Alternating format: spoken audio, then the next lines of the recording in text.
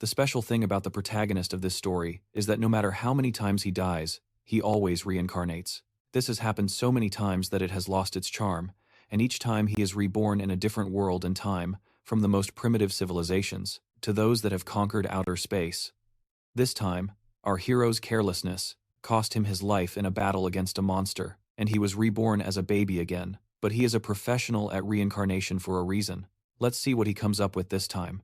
In this current life, he begins to examine his surroundings, and by the appearance of the furniture and decoration of the room, he is sure that it must be somewhere in the medieval age. With the experience he has gained in past lives, he can tell that he is not on Earth, which makes him wonder if this time he is in a fantasy setting. However, personally, he found the science fiction worlds more comfortable. They were clean, high-tech, and had other advantages, but after observing his current surroundings, he is at least relieved that he was not born into a poor family. They even have maids. This leads him to believe that this must be a humble, upper-class family in a fantasy world.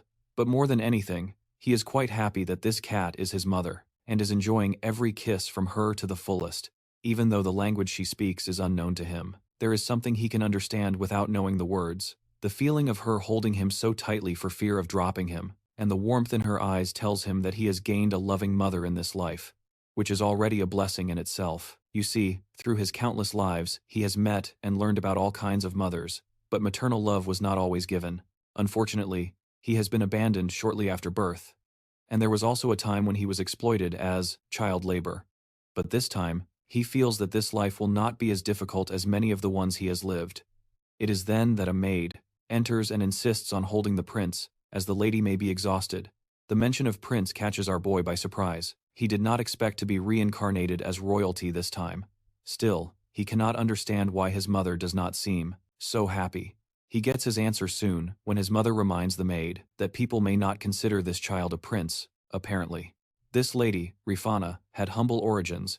She used to be a maid, just like the previous one, named Tenna. She tells Tenna to simply call her by her name, saying that there is no need for formalities since there is no one else around. Rifana believes that the only reason they call this child a prince is that the blood of the king runs in his veins. However, the truth is far from rosy. This child also carries the blood of someone of lower status. She already knows that the nobles and the royal concubines rejected her son, claiming that he has no right to succession or power because of his humble origins. Seeing his mother sinking into sadness, the boy quickly tries to dry her tears, which genuinely makes her happy. She finds it touching that her baby is trying to comfort her. The maid, however, dismisses it as the actions of a merely restless baby. By the way, our boy is called Ariel in this life, and we know for a fact that he was truly trying to console his mother. He personally does not care about not having the right to succession or loyal followers. In fact, he is happy with being overshadowed. It means that the powerful aristocrats will not give him a second glance, making him practically invisible to the rest of the royal family. This suits him perfectly. He is ready to live the life of a carefree prince, without anything to worry about, and his intuition tells him that this 101st life is going to be amazing. The main character is feeling very good about himself, because he has both royal and common blood. For him, it's like winning the lottery, since he only wants a simple life away from all the drama of the rich. Lady Rifana and Tiana are keeping an eye on him. Rifana looks at him, thinks he looks so happy, and wishes that she could keep him that way, but she knows she can't. When the hero hears the word power, he wakes from his dream and starts sucking his thumb. Ariel begins to think about his situation in a world where everything boils down to family and status. Being a prince who cannot inherit anything is like being a pawn without a throne to fight for. He realizes he has no power, nor support, nor future. He imagines that people will just use him until they get rid of him. But then he remembers that his mother doesn't need to worry, because he is confident that he can handle things, especially since he was a professional in his past lives. 3 months pass, and Lady Rifana looks at baby Ariel while he sleeps. She thinks he looks like a little angel. She strokes his hair and wishes he looked like the king. At that moment, Tiana says that the carriage is ready. Rifana quickly kisses Ariel's cheek and tells him to behave before leaving. When the door closes behind her, we see that Ariel was not really sleeping. He was pretending. He laughs but quickly covers his mouth so that Tiana doesn't come running to check on him. I think it's a tough job being so charming, especially as a baby with everyone watching. Then, he sits up, ready to do something that no baby should be able to do: increase his power. He knows time is short, and he needs power to make his life easier. In this world, he knows one thing is always true: Strength is everything. If he is strong, no one will mess with him while he cultivates. Ariel starts to think about all his past lives and how he didn't waste them. One of his greatest achievements was creating a method that allows him to train even while being a baby. The technique of Qigong, the creation of the origin, is something that his 30th reincarnation invented and is a total game changer. This method allows Ariel to work with both his natural Qi and his origin Qi at the same time. The best part is that no one can notice that he is training. Ariel does some quick calculations and calculates that he will have 60 years of internal Qi when he turns 10, and 180 by the age of 20 if he continues like this. Once the initial phases are overcome, he won't even need to concentrate so much. He could train while relaxing in Tina's arms, if he wanted to speed things up. Ariel uses his energy to stimulate his nerves, moving all the Qi to his brain and frontal lobe. The heat from this process spreads throughout his body, making him sweat profusely and feel a sharp and unbearable pain as the energy accumulates. Ariel feels he is about to lose control. He screams but quickly regains control. Tina hears the noise and rushes to his room, but when she looks at him, Ariel is lying still in the crib, pretending to sleep. She wonders if he needs a diaper change and leans in to smell. Ariel panics inside, knowing that any touch from her could ruin all his work. But to his relief, Tina doesn't smell anything and murmurs something about him having had a nightmare before leaving. As soon as she exits, Ariel's body is like a mini furnace with his energy leaking everywhere. He struggles to hold on, feeling that his body may not withstand the pressure. However, he endures the pain, determined not to let anything or anyone control his life. Even if it means risking everything, Ariel is determined to use the technique of origin creation Qigong to become powerful enough to live comfortably and on his own terms. As soon as he stabilizes, another scream escapes him, loud enough to catch the attention outside his door. Tina suddenly rushes into the room, thinking something terrible has happened. She finds Ariel sweating profusely, but still lying there, looking like he is sleeping peacefully. Deciding that he might need extra care, she rushes out to prepare a herbal bath. The moment she leaves, Ariel jumps to his feet, happy because everything he has been working on is finally paying off. When Tina returns, she picks him up in her arms and says nice things to him for being such a strong boy. Ariel just smiles, feeling lucky that she hasn't noticed anything unusual thanks to his mana concentration technique. His body is constantly absorbing energy, even when he is just eating or sleeping. He feels excited, knowing that in just 3 years, he will be stronger than most adults. By the time he is 10, his power will be unmatched, and the thought makes him very happy. While Tina holds him, she hears a strange noise from above, but gets distracted by Ariel's joyful expression.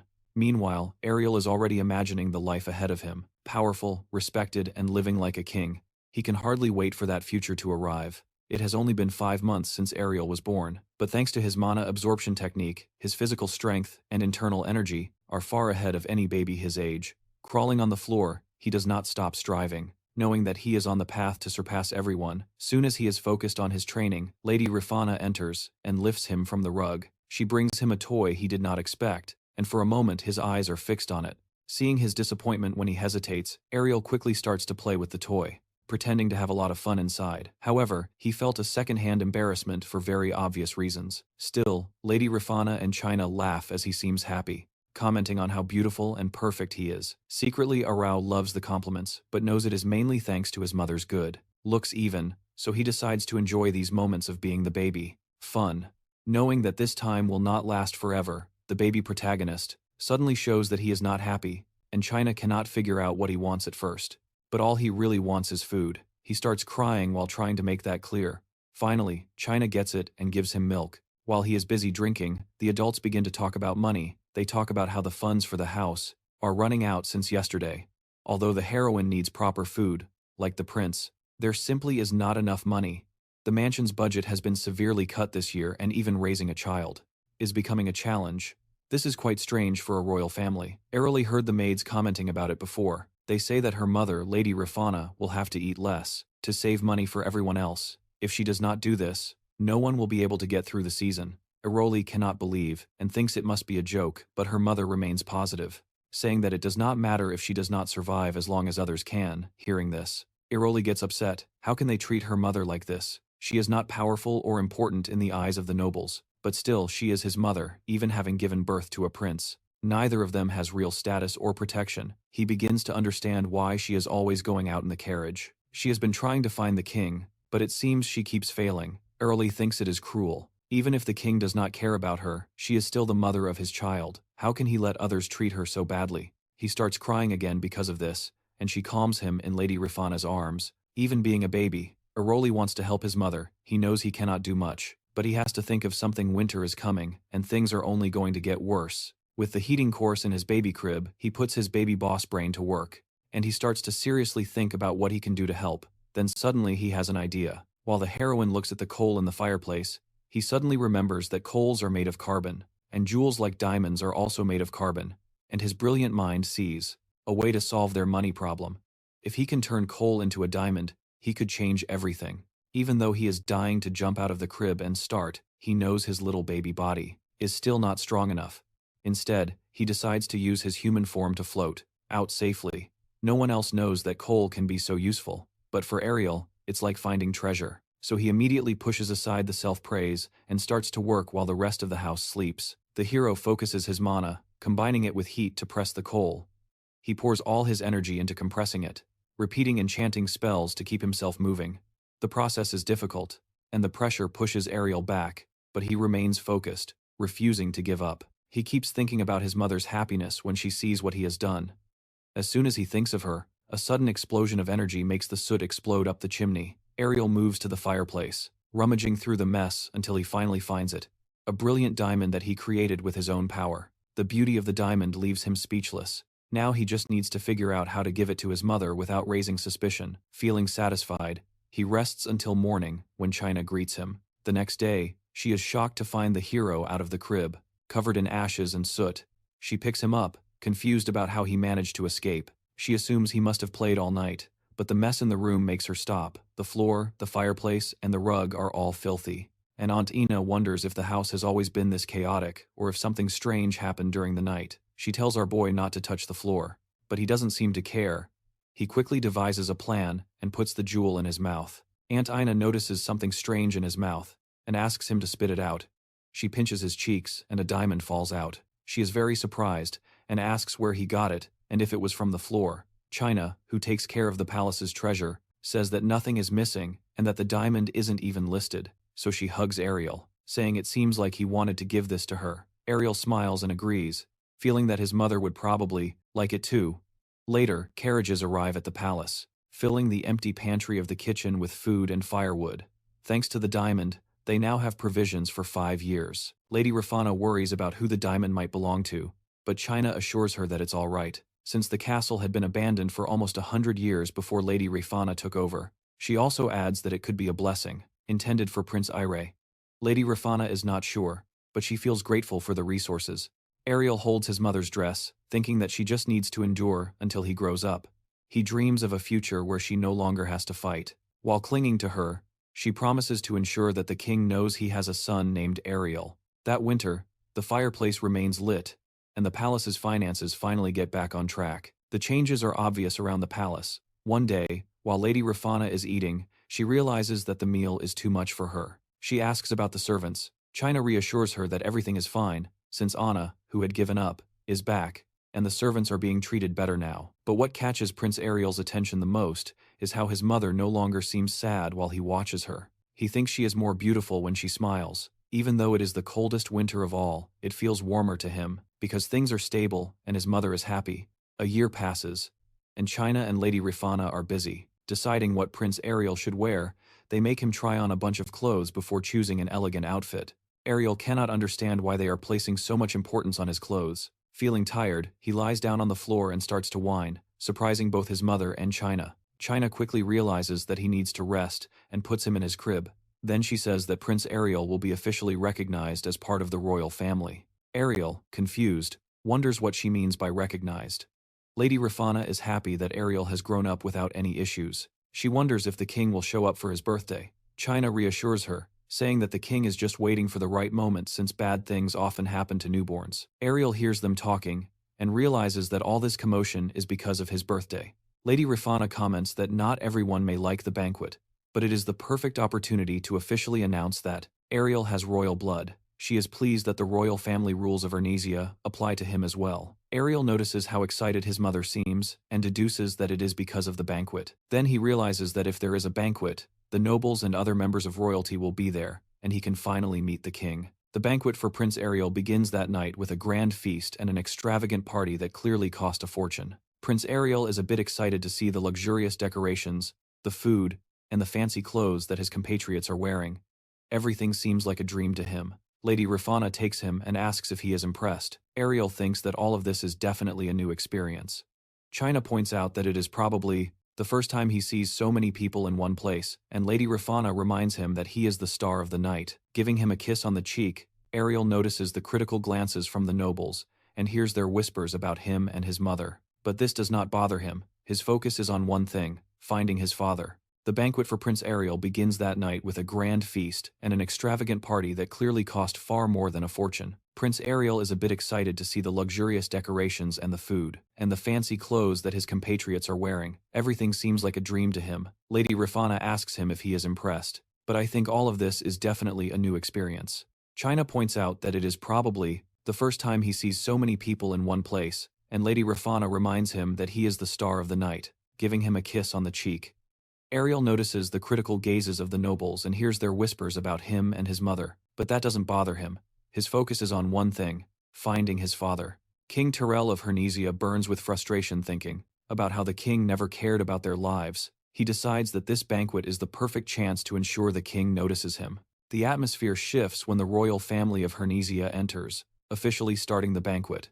Ariel imagines that this must be the queen and her family. He can feel their strong presence as they approach. His eyes fixate on the queen, on her children, his half-siblings, and on the eldest son, who stands out the most. There is also a girl acting dramatically as if she is in her own fantasy world. Ariel mentally observes that he needs to learn more about each of them, but they pass directly by and completely ignore their mother. Lady Rifana notices that the commotion might be overwhelming Ariel and tries to comfort him. Even knowing that she is probably struggling herself, she still manages to make him laugh, relieving the tension. Meanwhile, the crowd is fixated on the queen, admiring her beauty. Ariel notices a sudden change in his mother's expression. She had been calm, but now something has unsettled her. He looks around and sees why. The king, his majesty, finally enters, emanating an intimidating energy that makes Ariel freeze. For a moment, he cannot tell if his father is looking at him or at his mother. He thinks it's unfortunate that being reborn doesn't come with the ability to read minds. Imagine how great it would be if he could find out what everyone is thinking. After a while, people start giving him gifts and congratulating him, acting as if seeing him is a grand occasion. But when it's the imperial family's turn, their attitude towards him and his mother is clear. They do not hide their true feelings, and their behavior hits him deeply. He wants to jump from his mother's arms and go after that woman. How dare she treat them as if they don't matter? She clearly does not see them as people. Looking around, he realizes that everyone here is equally fake and rotten. For a moment, he thinks about screaming and exposing them, but he doesn't want to embarrass his mother. He decides to play along and act well because that is what people expect. Hypocrisy is normal here. Unfortunately, all he wants is to leave before falling asleep in his mother's arms. Just as he is about to doze off, he notices a young girl nearby. She is probably the daughter of one of the king's concubines. She seems too young for all this drama, but her presence stands out. Fortunately, some of the mistresses have already left. When the banquet finally ends, he and his mother sigh in relief at the same time. But the night is not over yet. The queen herself approaches them. She makes it clear that getting close to them is not difficult thanks to her son, the heir to the throne, who is always nearby. Ariel cannot tell if she is bragging about her son or just trying to rub it in his face. Either way, it is exactly the kind of thing he expects from her. The queen continues saying how Arrow is sweet and how he resembles his mother, but Arrow doesn't buy it. He is sure that she is involved in their troubles. After all, someone must be behind the drastic cuts. In the castle's finances, the knights have been turned into lumberjacks just to gather firewood, and Arrow's clothes seem to have been pieced together with scraps by the servants. Meanwhile, the queen wishes him a long life and other formalities, but upon leaving, she smiles ironically, leaving a bitter impression. Then, something unexpected happens. Lady Rifana spots the king himself. He asks if she is getting used to the castle, and she gives a polite, but not entirely sincere answer, which doesn't surprise Arrow. All he wants is for the king to give them the support they need and act like a true father. Arrow begins to cry loudly, which makes the king notice and ask to hold him. It is the first time the king sees Arrow in a year, and as he holds him, the king seems somewhat confused. Most of his children cry incessantly when he comes, but Arrow just smiles. Arrow thinks it would be funny if his charming baby smile could leave the king.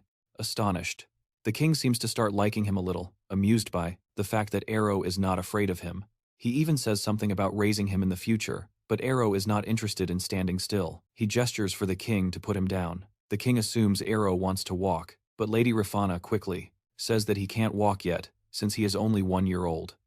At that moment, however, Arrow decides that it is time to prove everyone wrong. He takes his first steps right there, fully aware that he is the star of the night and needs to show off. The room erupts in cheers for the little Arrow's first steps.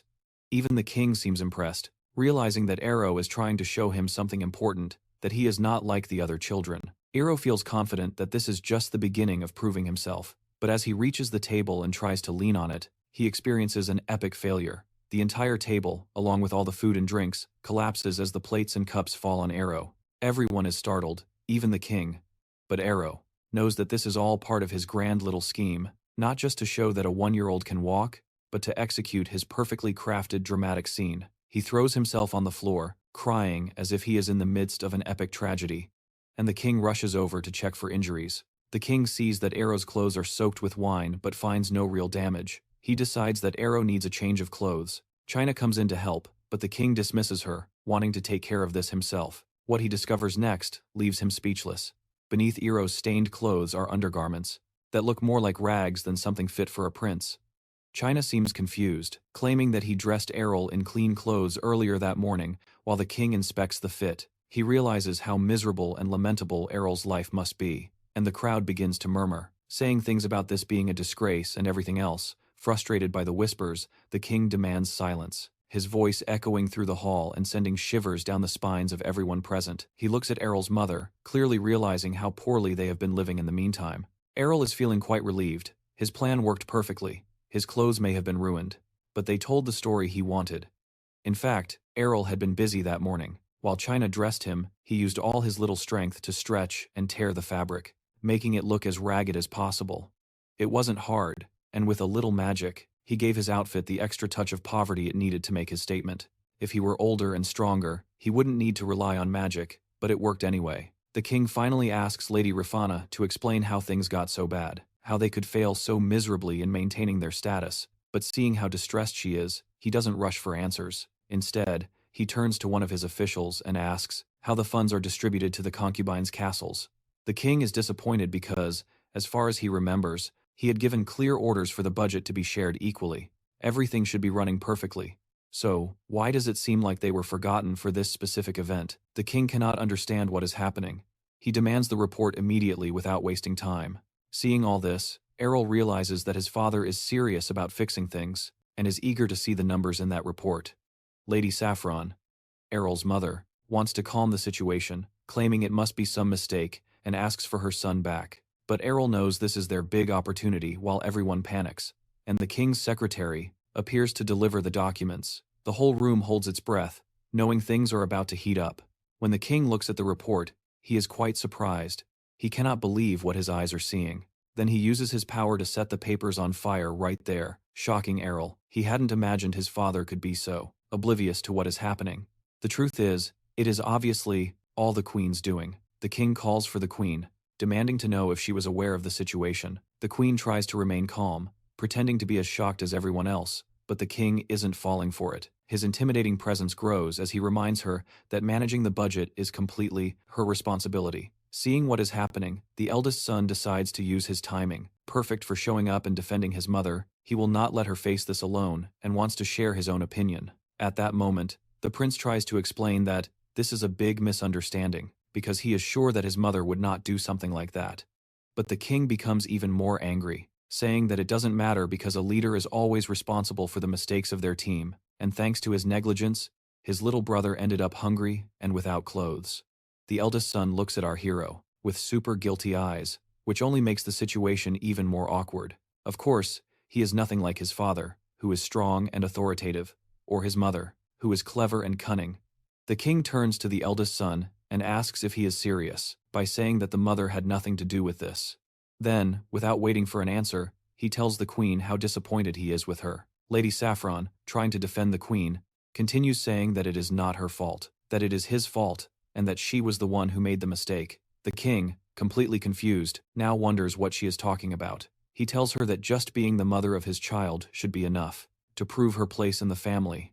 She looks a bit embarrassed, and the king gently touches her hand, reminding her to know her role and act accordingly. This whole scene greatly irritates the queen and her son, and the king demands that they find out who is responsible and ensure that this never happens again. The queen, clearly shaken, looks at the ground and promises to resolve this and ensure it won't happen again. The king gives her one last warning: if she makes another mistake, she will face punishment. The queen keeps apologizing, saying that she will find the culprit and make them pay, but she still doesn't seem to understand why he is so angry. She then insists that she has no idea how this happened, not knowing how to explain herself to Lady Saffron, who is also very stressed. But the hero sees through the queen, while his mother tries to say that there is no mistake, and defends the queen. Our protagonist does not understand why his mother is protecting the only person who probably knows every detail of what happened. The queen promises that this will not happen again, but only our hero realizes that at least she could pretend to be guilty instead. She just frightens everyone with her power. With that, the hero's birthday ends, and somehow, the financial confusion is resolved. Later, it is announced that the queen didn't even have a part in the resolution. The culprit is quickly found: a family of low-ranking nobles. They are blamed for everything and executed on the spot with a guillotine without much fuss. The palace servants gossip about how the aristocrats even confessed to the crime, but no one can understand where they would spend such a large amount of money. Everyone seems relieved that the problem has been resolved, except for our boy. He realizes that the true mastermind has escaped. The case is closed, but for the hero it is totally unfair. He decides that when he grows up, he will teach everyone a lesson, but for now, being a baby with a small body, his main focus is food, so his only reaction is to cry. Soon he is being fed with a spoon, and feels quite content with his current situation. Still, he knows he needs to work on his body, since he will be stuck as a baby for a while. But after thinking it over, he realizes that all he really needs to do is eat and play. Once his belly is full, he decides it's time for a nap.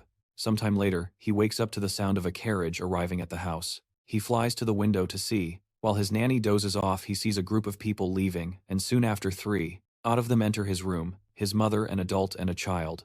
The hero suddenly remembers the nanny. If she wakes up, his powers will be exposed. So he flies back to her and starts pinching her cheeks to wake her up. The adults walk in just in time to see this, and his mother immediately shouts for him to stop tormenting the poor nanny. The nanny realizes that another lady has arrived and greets her immediately. Our hero also sees the newcomer. The new mistress quickly says that there is no need to apologize, because she didn't inform anyone about her visit. Our hero realizes that this is Phanelia, another concubine. Everyone starts saying how they would have properly welcomed her if they had known she was coming. But Phanelia says she needs to speak with our hero's mother alone. Our hero's mother cannot understand why Phanelia wants to see her, but assumes it must be something serious while waiting for the serious conversation. She ends up choking on tea. Phanelia, looking truly remorseful, apologizes for her behavior at the hero prince's birthday banquet. She explains that her family played a major role in winning battles on the continent and was well known, but those days of glory are over. Now they are struggling because no children have been born into the family lately, and their reputation has faded. Moreover, rumors say they have been out of money for years. Our hero's mother asks if Phanelia is here because of her family's problems. Phanelia admits they are deeply in debt. She also recalls being pressured by the queen, which likely contributed to their financial troubles. Phanelia pulls out a bag of money, admitting it is not enough to resolve things, but says she feels very bad about everything. She admits that our hero's mother probably hates her just like her family does. At that moment, the door opens and Phanelia's daughter quietly appears in the room. It is clear that Phanelia just wants to protect her daughter from getting involved in conflicts with the imperial family. The lady calmly says that she is fine and needs nothing, insisting that Phanelia is not to blame for any of this. Phanelia asks her not to feel pity, but the lady says she doesn't feel pity, she's just being direct.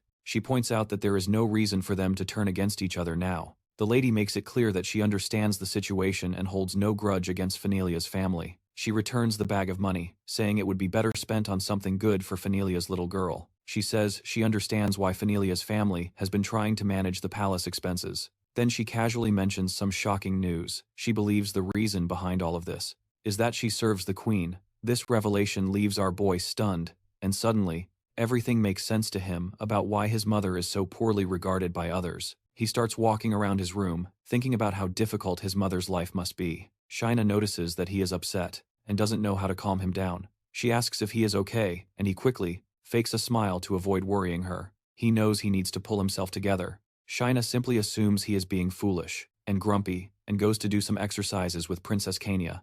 With everyone distracted, our boy decides to eavesdrop on the conversation between his mother and Phenelia again. This time, his mother is talking about how she can't escape the queen's oppression. She explains that her main goal is to protect Errol while he is still young and prevent anyone from hurting the family any further. Her tone is more serious and determined than ever. Lady Rafana wants to get closer to Miss Phenelia, but it is clear that she has more in mind than just being friendly.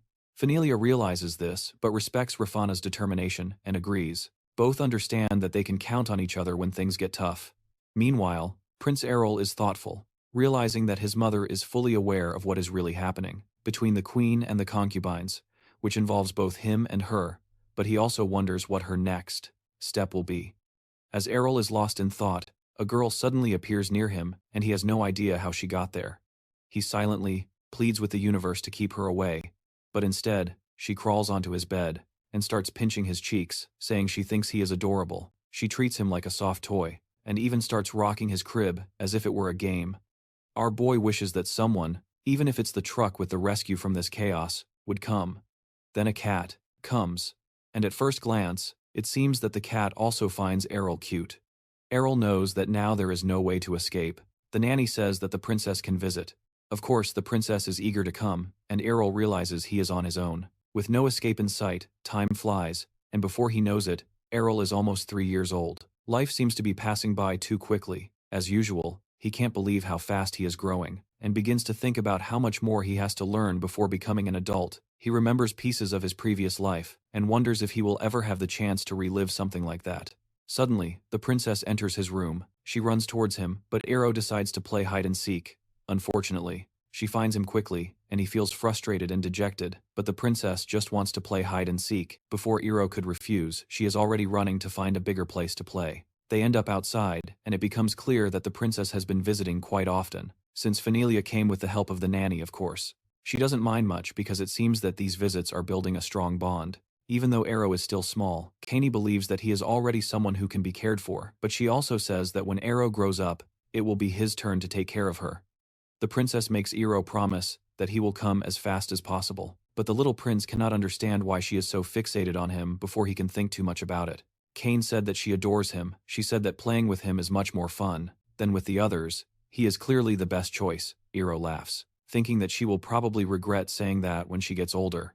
Kani immediately grabs him, saying it's time to play, and insists on taking him to their spot. The problem is that Errol feels like he is about to suffocate with her overly enthusiastic help. He silently pleads for a rescue, and at that moment, a maid enters, saying that Errol must be uncomfortable being carried this way. She scolds Connie, saying that even being a princess, she shouldn't carry heavy things yet. Since she herself is still a child, Errol feels a true relief. He has finally been saved. Although Kani is not happy at all, she screams that she wants to play. The maid says that she should try drawing or listening to something classical, but she is tired of all these boring things. She says she wants to wield a sword, just like her brother Kyle. She notices that she is practicing with a stick, and quickly realizes that her balance is very poor. The weight of the stick is completely wrong, and she is not holding it correctly despite this. Kani is totally engaged, imagining that she has already defeated some powerful swordmaster and proclaiming her victory. The maid tries to explain why Kani cannot train like Kyle and Lennon. This really upsets the princess, who cannot understand why they can, and she cannot. The maid tells her that it is not appropriate for a princess to get her hands dirty, reminding Connie that she must be elegant and feminine. Kani is not listening. With a Mulan vibe, she has already grabbed the maid's sword, and before the maid could stop her, she is excitedly talking about fencing. The maid panics and runs after her, begging her to hand over the sword, or at least just take the sheath. Arrow is nearby and starts to like Kania more and more. As time passes, Prince Arrow turns 5 years old. He is in the fields of his land, looking all real and bold, pretending to run on his powerful steed. But let's not get carried away. He is just swaying back and forth on a toy horse, having a lot of fun. China, his horse trainer companion, said he should try riding a real horse, but she dismisses the idea, saying it's too risky. China tries to cheer him up, saying that a prince his age should be interested in things like horseback riding and wielding swords, but Arrow responds that princes don't need to do all that, which leaves China disheartened. because he is not exactly overflowing with ambition. Here's the thing, Arrow is not an ordinary child. This is his 101st life. Yes, the guy has been through tough times more times than he can count. Throughout all these lives he discovered a harsh truth. Being too good at anything only brings problems. Whenever he was a professional at something like sword fighting or magic, he attracted all kinds of wrong people, wanting to use him or bring him down. So now he prefers to be discreet, and enjoy the privileges of being a prince without trying too hard. Back at the castle, he tells China that he needs some time alone, and she agrees, although she is not very happy about it. Once she is gone, he closes the door, relaxes, and lies down doing nothing. Later, they end up in a bind.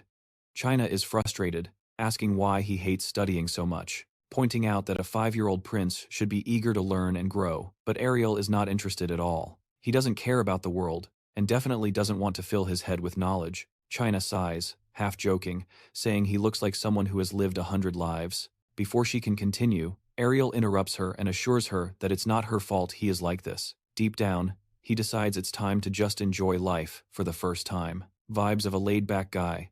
It only took Ariel 100 lives to realize how to relax and enjoy. Maybe he is just a chill guy, who knows. China reminds Prince Ariel that according to royal rules, he has to start studying now that he is 5 years old. She pulls out some super basic books, saying they were chosen just for him, but Ariel, with a grumpy expression, takes one and shows off his skills by spinning the book like a toy. China is completely irritated, telling him that the books are for reading, not for spinning. She even tries to make him feel guilty, saying that normal guys would love to learn but don't have a chance. But Ariel doesn't care. He starts stacking the books like they are a mini-house.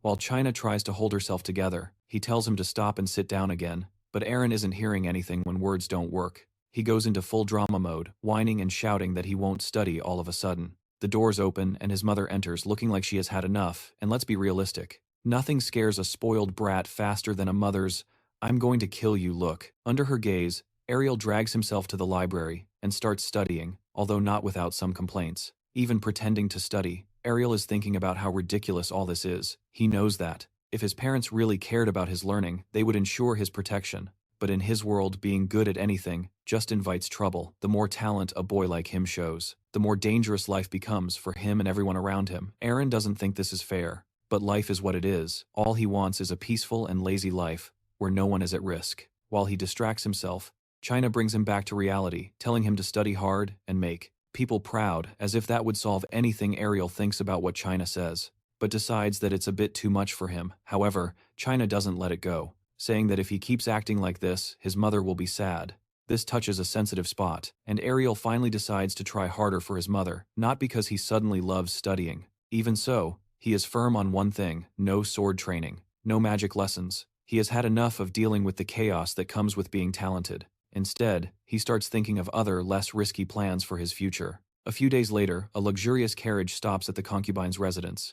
China tells Ariel that the wizard from the magic tower is here to check his mana if he has talent. They will start teaching him magic. This is bad news for Ariel. He knows that any decent wizard, they would notice the insane amount of mana he is hiding. He thinks the only way out is to keep his mana a secret.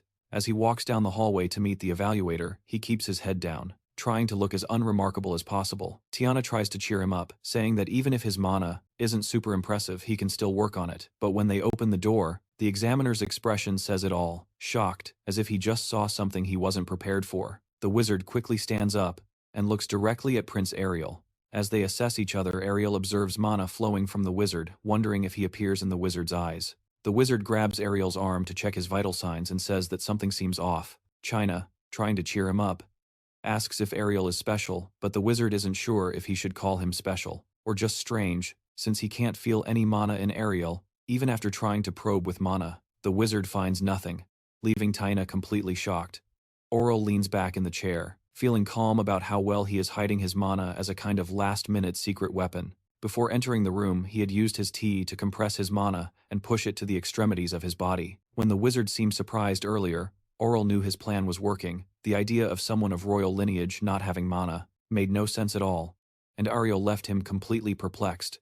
The wizard says to Lady Rifana that Ariel has no potential for magic, leaving her confused. He adds that even commoners have a bit of mana, but Ariel seems to have none. Some rock vibrations. Lee and Guy, after hearing this, our boy, starts to wonder if he overreacted a bit. Lady Rafana seems devastated, realizing that her son may not have what it takes to become a wizard. But that is exactly what Ariel wants. He is playing the long game, making everyone think he is completely useless with mana, while pretending to be upset. He knows this is just the beginning of his act. The next day, Arrow meets his new swordsmanship trainer, a young knight named Landfield Tegron. Arrow takes a look at him and silently judges that he is boring and weak, not even close to his level. In his past life, Arrow had fought against monsters and survived brutal battles. So this guy does not impress me. Still, Arrow decides to play along, agreeing to train and encouraging both to get stronger together. Even if he doesn't expect much, Arrow secretly thinks all this training is more for Landfield's benefit than for his own. He definitely is not interested in doing anything too difficult, like his sister Kania, who walks around using weights to get stronger. So many references to Rock Lee here. The guy explains that intense training is a tradition for the Kingchester family, but it was said that it seems like something martial artists would do, not royalty. When Arrow asks about the plan, the swordsman explains that swordsmanship is not just about strength but also about balance and flexibility. To prove his point about flexibility, Landfield shows off to the kids demonstrating some sword movements, and suggests starting with simple exercises like balancing on logs. Arrow immediately complains about being afraid of falling, even though the logs are almost on the ground, but Landfield assures him that even if he falls, he won't get hurt. Heron then asks what he should do since he is afraid of heights. Next, they move on to flexibility training. Landfield assumes Heron wouldn't have a problem since he is still a child, but Heron surprises him by having difficulty even touching his toes. The swordsman does not give up. He decides it's time to practice with wooden swords. He explains how to use centrifugal force to swing correctly. Arrow tries, but his grip is so bad that the sword goes flying. Landfill is stunned as Arrow completely fails the exercise. Arrow, pretending to be devastated, tells Landfill that he is a lost cause in fencing, but Landfill encourages him, saying it's just his first attempt, and that he will get better with practice, handing him another sword. They continue the session all the while. Arrow is very aware that someone is watching his clumsy performance. It is part of his plan to spread rumors about how bad he is, ensuring that the news spreads throughout the city. Rumors are circulating among the nobles that Prince Hero is in a situation even worse than the commoners. When it comes to mana, people are saying he has failed at all kinds of training, that he is so clumsy he could trip over nothing. While some find this hilarious, it is not helping Arrow at all. In the concubine's castle, Arrow is relaxing with cookies and orange juice, a somewhat surprising combination for medieval times, when he hears about a new private tutor coming to teach him. The gossip about him being useless has driven away most tutors. So Arrow is curious about who is brave, or crazy, enough to take the job. He looks out the window just in time to see the tutor getting out of a carriage. A few minutes later, he discovers the guy's name is Gamal Parnia. The atmosphere in the room immediately becomes awkward. With Gamo stuck teaching someone everyone thinks is hopeless, and Arrow already bored. Arrow sighs, and decides they can start with literature, focusing on foreign and common languages. Gamo stacks books in front of him and says that basic grammar should only take 1 day to learn, but since Arrow's reputation is so bad, Gamo gives him a few extra days, acting as if it's no big deal. If he can't get it right, irritates Arrow, so he promises to do his best. Gamal continues talking, saying that bad grades don't always mean someone isn't trying. Sometimes, it's just how the brain works. He basically says it's not Arrow's fault, but the ambiguous praise is worse than a direct criticism. Arrow starts to feel the weight of people looking down on him. Of course, he wanted everyone to stop expecting so much from him, but he didn't expect their pity to hurt so much. Late at night, Arrow goes into baby ninja mode and sneaks into the library, feeling confident with his high-level language skills thanks to hundreds of past lives. He has been fluent in several languages since he was a child. As he walks through the library, he wonders if he should let everyone know how much of a genius he really is. He focuses mana in his hands and starts looking for books on vocabulary and grammar, using magic to pull them from the shelves as he passes.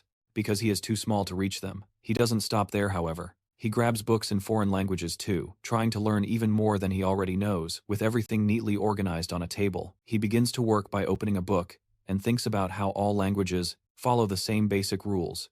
He lived 100 lives, and in each of them, he was busy learning. That night he starts studying intensely, very determined to show how intelligent he is. The next day, a few days later, Gamo appears, saying that his jokes have gone too far, and asking if he really understands the common language. Arrow sighs, and says he is not lying. He even tries to prove it by reading something Gumo thinks he may have just memorized. Some passages, but Arrow says that even memorizing an entire language would be impressive, considering how complicated the official language of the kingdom is, compared to others.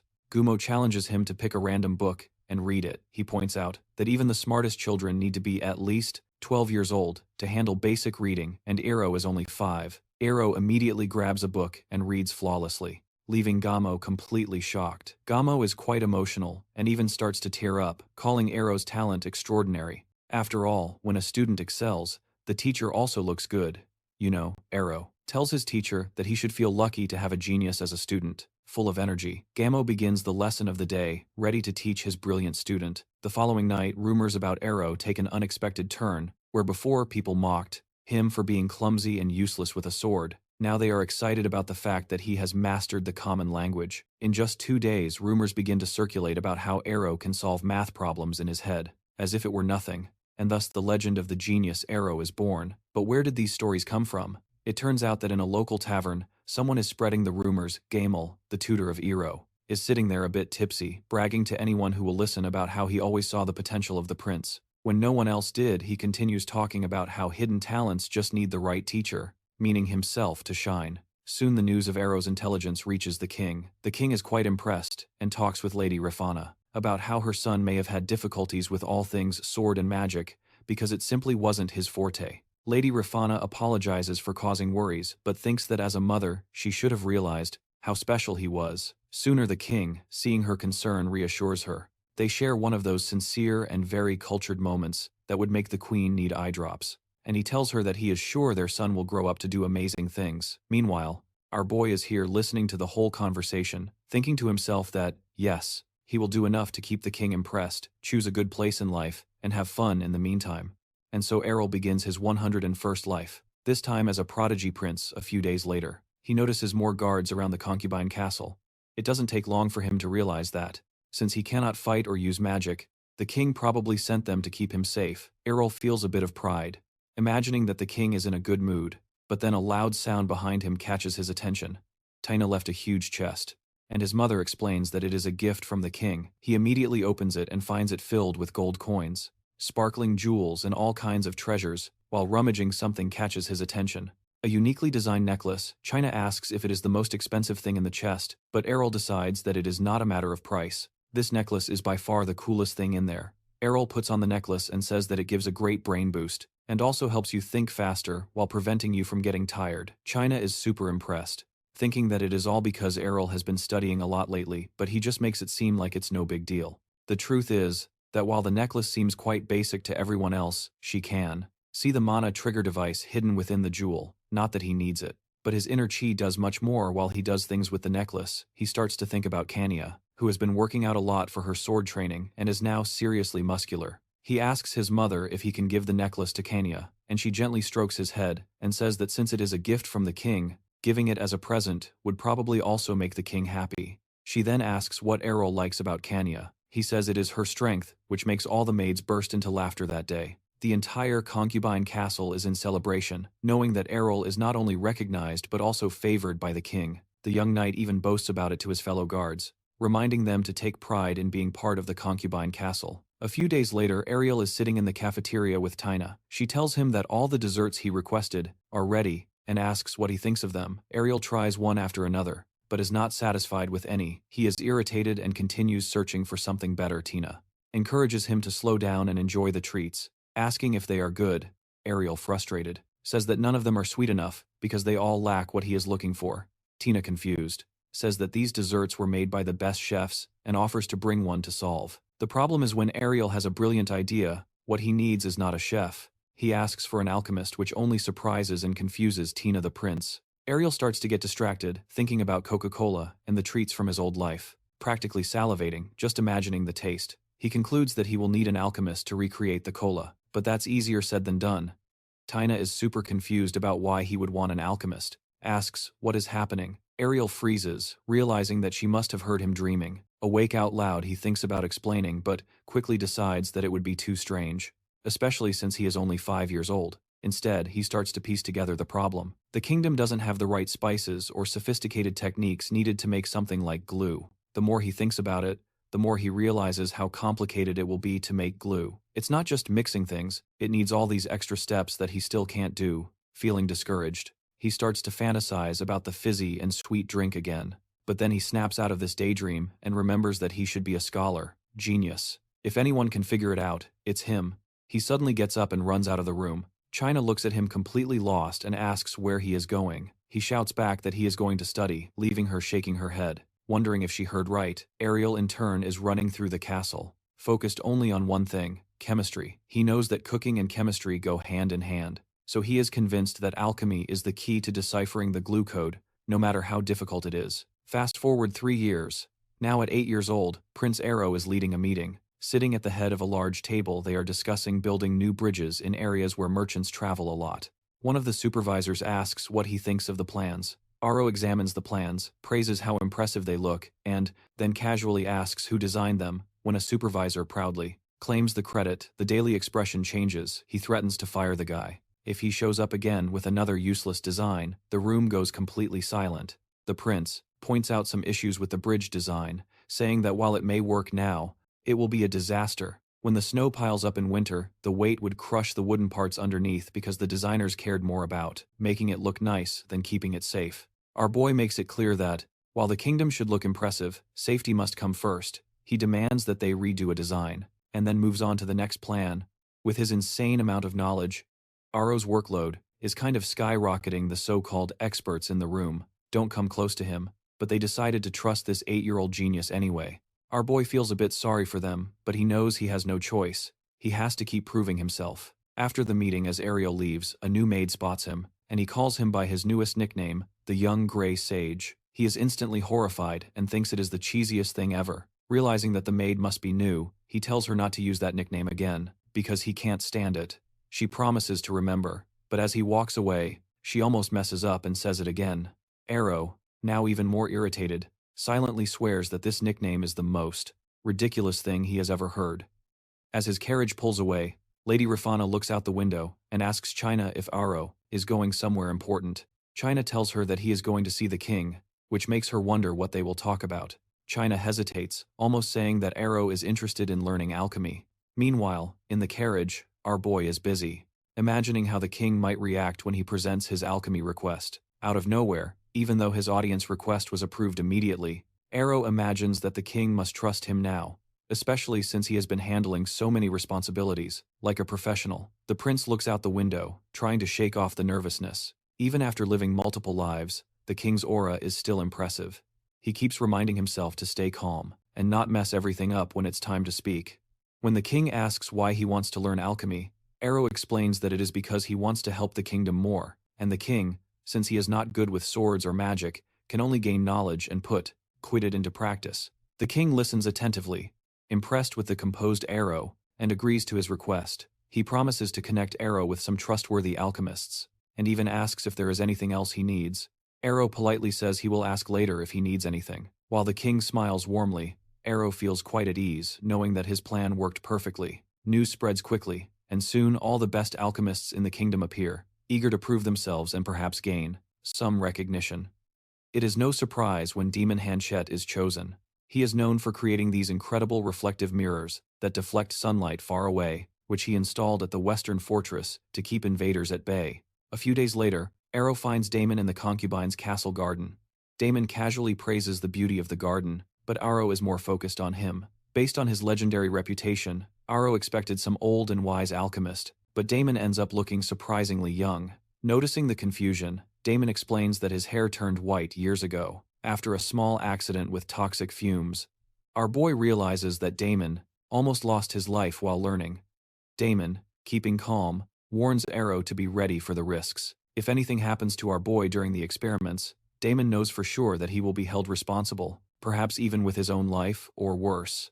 Damon explains that alchemy, perhaps even with his own life, or worse. Demon explains that alchemy, it is much more difficult and dangerous than Hero probably thinks. He even highlights how young Hero is. But before he can finish, our boy interrupts him, telling him that he knows what he is getting into. Alchemy is not magic, it is science, and he is not chasing silly dreams, like turning stones into marshmallows, or going into miracle mode by transforming into wine. What he really wants are practical technologies, methods to purify iron ores, and create stronger metals for the kingdom. Damon is impressed with Hero's ambition and keen reasoning. He feels that this boy is destined to lead the kingdom of Ernesia someday. inspired by Arrow's speech. He kneels before our boy, saying that although his skills are limited, he will teach him everything he knows. A few days pass since the start of the alchemy classes, and Prince Arrow is immersed in his studies when Damon suddenly asks if he has done these alchemy things before. Arrow is surprised, thinking that he may have shown off too much, but quickly changes the subject, saying that he only read about it in a book. Damon seems fine with that, and even says that Arrow matches the rumors he has heard. Arrow feels relieved because his act of being a brilliant scholar is working. The two end up working hard all day long, every day from sunrise to sunset as they delve into research. Hero discovers that it is possible to harden iron by adding eggshells or bone ash. He shares this discovery with Damon, and they continue to make progress. Later, Hero learns to extract lead and other things. He also realizes that, except for some metals and special medicines in this world, everything else is practically the same as he remembers from his past lives. He comments on how lucky it is that the rules haven't changed. Damon hears and asks what he meant, but Hero says he was just talking to himself. Continuing with the plan, Arrow sends a letter to the king asking for more alchemists. The king does not waste time and agrees, telling his men to gather the best alchemists in the kingdom. But there is a small problem. One of the king's advisors hesitates a bit, because he is concerned about complaints regarding the budget, but the king cuts that off immediately. He trusts that Hero's work will be worthwhile and good for the kingdom. Meanwhile, back in the kingdom, Arrow says he will create a carbonated drink, a soda. The alchemists are surprised and ask if he is serious about making food. Our boy cheerfully says that is exactly what he is doing. He starts to explain some basic concepts, but before he can go too far, the alchemists begin to feel disappointed. They came here hoping to achieve great feats and bring honor to their families, only to end up making snacks. One alchemist even complains about having given up his comfortable and great teaching job at the Alchemy Academy just to become an apprentice chef to calm them down. Our boy promises that they will be well paid regardless of how things turn out. This solves the problem, and the alchemists start exchanging ideas. First, they realize they need sparkling water, which naturally exists in some parts of the kingdom and can be brought quickly. Our boy notes that these guys are not exactly driven by passion. They are happy as long as they are paid or gain some fame. Still, he knows they will be useful to speed up his research. A few days later, carts loaded with barrels of sparkling water arrive from all over. This makes our boy very happy, and Diamond opens one of the barrels, but the unpleasant smell makes him shudder as he asks if it's really for drinking. Arel tells him they need to test if it's drinkable, but after checking the first barrel, he nearly chokes and decides it's not. It's an epic failure. He checks the other barrels, and yes, they are all terrible. But our boy doesn't lose his cool. He tells everyone they will have to make artificial sparkling water, causing a stir among the alchemists. He hands out papers with some theories, saying they can solve the problem if they delve into these clues.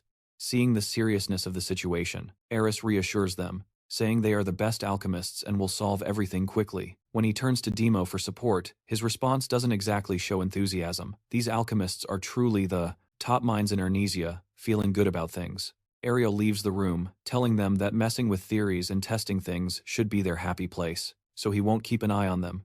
Yet he wonders if they can pull this off in just 1 week, but he thinks the challenge will only make them work faster. A few days later, Ariel is really excited, telling the alchemists that this sparkling water will bring energy to the kingdom, and it will also attract piles of money.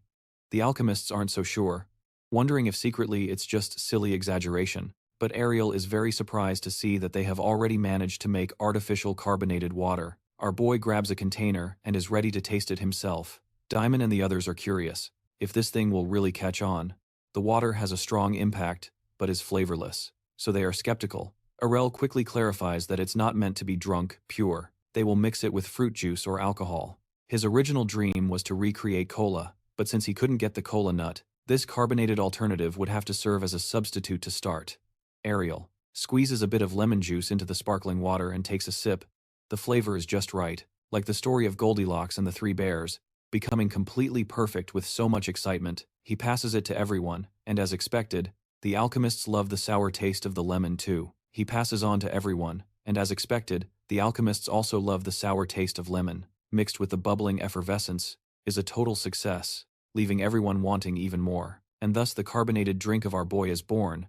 The rumor about the beverage spreads like fire, transforming it into a luxury that people cannot get enough of even outside the borders of Arnesia. Lord Dement, the Count of the Northern Territories, cannot understand this soda thing that Prince Ariel created. He has to confirm with his servant, who confirms that it is all thanks to Ariel's leadership. The drink has turned into a super sophisticated luxury item and is generating wealth for the kingdom of Arnesia.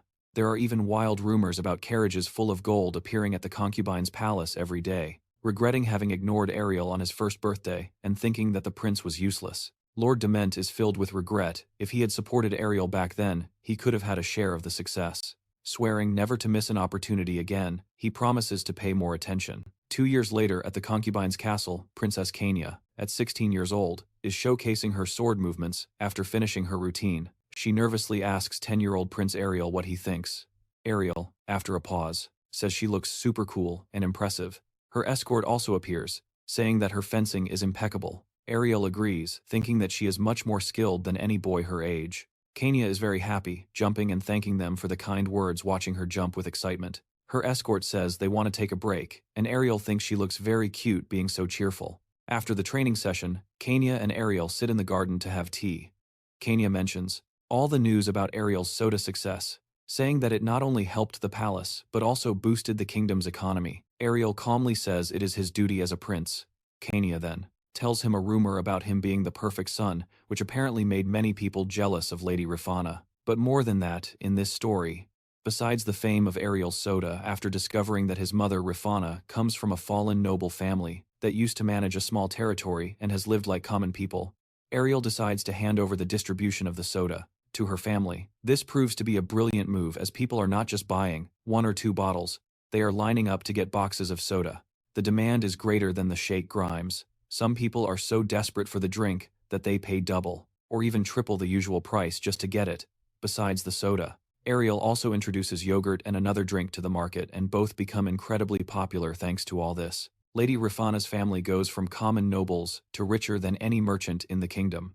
Their house is so filled with golden decorations from floor to ceiling that it kind of blinds anyone trying to cross it. Rumors are spreading like wildfire, and soon people begin to compare the successes of Prince Ariel with the efforts of Princess Kania, which leaves Kania super frustrated and upset. She becomes so angry that she ends up in tears, begging Ariel to take it easy. Ariel just laughs at this as if it were no big deal. Trying to change the subject, he offers her soda and waffles covered with his tail, assuring her that he can pamper her with the treat. But Kania is not interested in snacks. Instead, she pulls out her sword and states exactly what she thinks his problem is.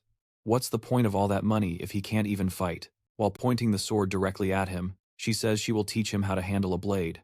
Ariel, clearly indifferent, thanks her but says no, explaining that he has no interest in being a swordsman in this life. He remembers his past where he lived the life of a warrior before, but Kania is not going to let him escape so easily. She immediately launches a surprise attack, showing him some sword techniques while pressing him to react. Ariel sighs, realizing it will be faster to just go along with her. He imagines that if he cooperates, it might help Kania achieve her dream of creating a family full of sword masters. Despite seeming very delicate, Kania has enormous energy and passion, and he decides to use his skills little by little, deciding to help Kania reach her goal. A few days later, Ariel finds himself traveling in a huge carriage. On his way to see the king, he admires the size, joking in his mind that it's like riding in a Lamborghini. The attention he receives from people makes him feel like some kind of celebrity. Leaning back and relaxing, Ariel wonders what the king wants to talk about this time. He suspects it might be a bonus, or an extra reward for his achievements. When he arrives, Ariel joins the king for lunch, curious about what comes next.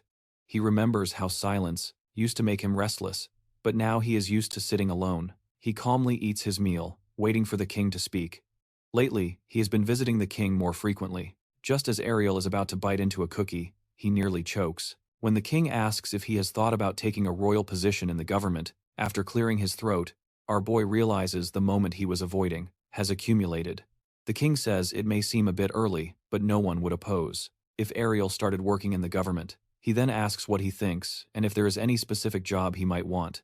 Trying to maintain his composure, Ariel says he has no preferences, although deep down, all he really wants is to relax, eat, and enjoy life. He takes a sip of tea, hoping not to ruin everything, and tells the king that he doesn't see why he should think about work right now, especially since he is still busy with science and alchemy, maintaining a neutral expression. Ariel waits as the king sits in silence. In his mind, the young man wonders why the king wants him to take a position when the first prince isn't even involved in the government yet. He thinks about the queen and the first prince staying quiet and how he has always been careful not to cross any lines with them. He also feels lucky, because the last grand ball was cancelled due to the chaos caused by the eccentric prince. There is no ball like a prince's ball. Ariel knows that being appreciated by the king is one thing, but being trusted with a significant role in the government is something completely different. He does not like gossip, and does not want to get involved in any drama with his brothers. The king was trying to cause trouble between them on purpose. Ariel feels that this may be the case. He thinks about how survival is not just about being smart or strong.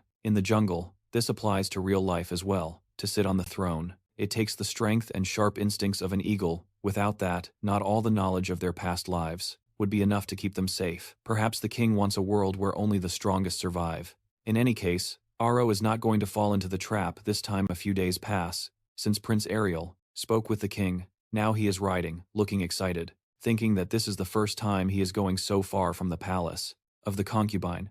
And this time it is not on a toy horse.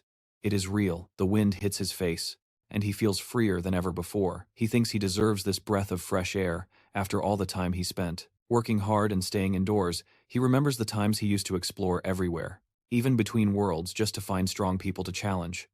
But today, he is happy just enjoying this horseback ride. Then Kania calls out, telling him to slow down, half impressed with his ability to ride. In his mind, he thanks her for bringing him along, but out loud, he says it is all because the horse is smart. No, he looks back, asking why so many knights are escorting for such a short trip. He notices that some of them look pretty tough. Kania tells him that she did not ask for so many guards, but before she finishes, Arrow interrupts her, reminding her that she is a princess. Security definitely has to come first, even if it means losing a bit of freedom. Suddenly our boy feels something strange coming from ahead of them further on. It is like a strange and heavy energy. He stops his horse and wonders if it is some kind of magic. His sister asks why he stopped, and he said they should go back because he thinks there might be monsters in the forest. Kanina looks confused and asks how he knows, and our boy makes up a silly excuse about having a strong sixth sense and says that the feeling is bad, as if a trap is waiting. Kanina doesn't believe him, of course, and immediately advances toward the strange energy. Shocked, Aaron shouts to the knights to make sure she returns safely. One of the knights admits, embarrassed, that they are actually on the right path. It turns out that just beyond the forest is the princess's training ground. Aaron is confused and asks about this training ground, but in the end, he just follows his sister, who seems completely sure of where she is going. This all started a few days ago. It all simply happened when Kanina and Aaron were here eating together without danger. Kanina told him about the upcoming trip and invited him to go along. She completely understands how annoying it is to be stuck in the palace all the time, and talks about how she loves to hunt and go on adventures. As they ride side by side, Kanina tells him that traveling is practice, and practice for her is all just fun.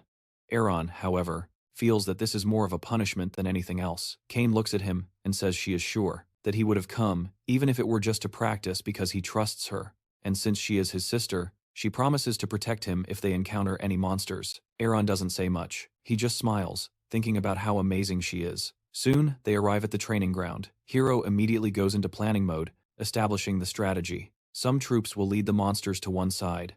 Kanina will clear the way, and the rest of the team will deal with those caught in the trap. The goal is to make the best use of their time and energy, while Kanina showcases her skills. The plan begins, and the guards gather 20 orcs for Kanina to fight. She grabs her sword, runs toward them, and takes down the first orc. With a strike to its neck, she sends another flying with a quick blow. Aaron watches, half doubting at first that she would be able to take down even one on the first try.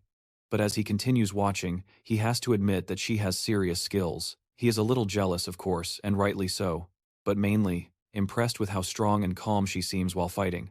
Kanina doesn't stop, moving from one orc to the next, increasing her kill count. Kanina's skills excite everyone, seeing her perform impressive moves for a 16-year-old. The training continues for a few days, and she keeps showing how talented she is. One night, they are relaxing near a campfire. Aaron asks if she is tired, but Kane says she is fine and would even like to have fought more. Aaron tells her not to overdo it, reminding about how people make mistakes when they let their guard down. He even mentions a mistake from his past life that cost him dearly. While they are together, Kania is busy praising how delicious the meat skewer is. Errol observes and thinks how at that moment she seems just like a normal 16-year-old girl. But then, as the night progresses, he suddenly asks why she wants to be so strong. Kania is surprised, but she answers seriously, saying that no matter how skilled she becomes, no one will really support her choices because she is a princess. People think it is just a phase, and one day, she will give up this whole sword story, settle down, and marry some random guy. For political reasons, Errol understands in their world. It is completely normal for princesses to have arranged marriages due to alliances. Kenya is already at the age where people expect this.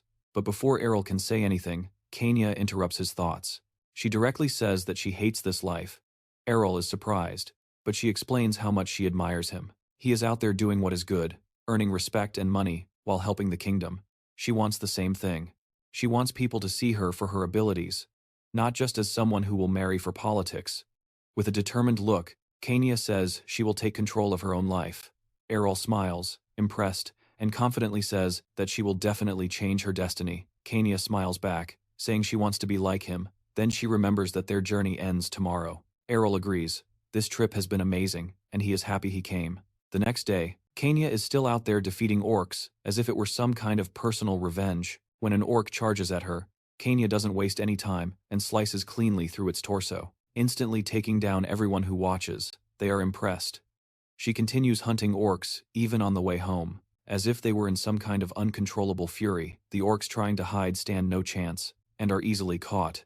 Eventually, Errol shouts at her, saying it's time to stop. He points out that there is nothing left to fight, and that they really need to go home.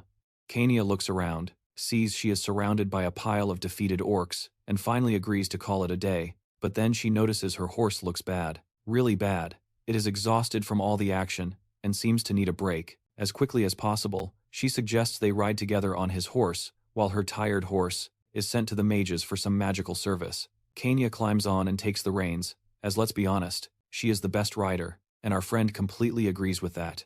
They start heading home. With the guards following closely, everything seems fine at first. But of course, this doesn't last. Errol feels something is wrong and looks at the sky. Kenya asks what is happening, but he can't explain. He just has a bad feeling. He focuses his chi to try to figure out what is happening. He sees a wyvern and is startled, quickly grabbing the horse, telling Kenya to hold on tight. He is ready to flee. Turning to the guards behind them, he shouts, warning about the wyvern, and tells them to enter the forest for safety. The guards do not believe him and think it's nonsense. They chose this location because the local lord loves to hunt. Wyverns swore there were none nearby, so things quickly escalate. Someone raises the alarm, and suddenly, a huge wyvern swoops down, grabs a guard as if he were a toy, and flies away with him. Everyone is in a panic. People are screaming and running everywhere, completely shocked to see the very monster they thought did not exist here. Prince Errol remains calm and takes control while Princess Kenya looks back, nervously to see what is happening. It's when it dawns on her that there is not just one wyvern, there is an entire swarm of them. Errol sees this too and is super confused. Wyverns usually prefer to be solitary, but now they are acting like some kind of organized death squad. These creatures are not just hunting, they are exterminating everyone for fun. Which really unsettles him is that they are using crazy magic like acid breath, making them even more dangerous. Behind Errol and Kenya, the scene is pure chaos. The ground looks like a battlefield, where hope has come to die. Kenya watches the guards being decimated, but Errol tells her to focus and hold on to him tighter. Just then, one of the wyverns targets them and starts to chase, charging its acid breath to unleash upon them. Out of nowhere, a wizard appears and saves the day, dissipating the wyvern's attack with a fireball. The group of wizards in the rear springs into action to cover Errol and Kenya, casting spells in all directions to clear a path. But Errol knows the truth. They cannot just keep running forever. This fight is not over yet. Dragons are hard to defeat, unless you have some real magical skills. Anything below class 4 is like throwing stones at them. The wizards are giving it their all. But it's clear they are about to hit their limit. With two wyverns rapidly approaching, our boy does not waste any time.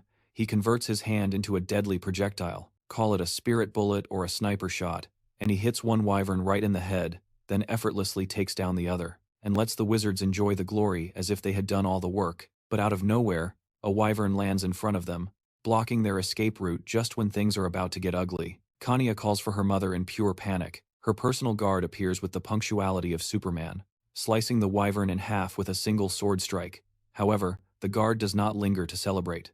She tells our boy and his sister to run into the forest in search of safety. He feels relief, and is impressed by her skills, hoping she can buy them some time.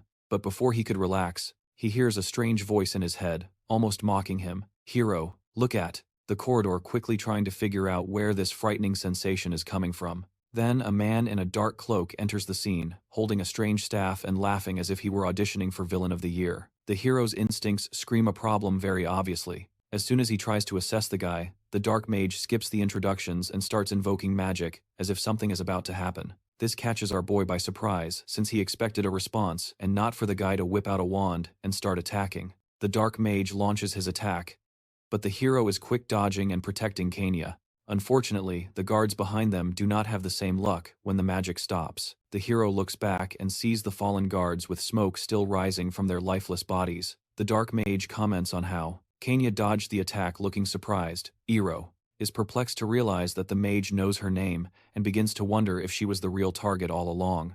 With a sinister laugh, the dark mage mocks them, saying they were just entertainment for him. He raises his staff ready to cast another spell and claims that they cannot escape. Our boy can feel the dark energy coming from the staff. Both Kenya and Iro feel uneasy. Kenya looks around and notices something strange happening with the fallen bodies. One of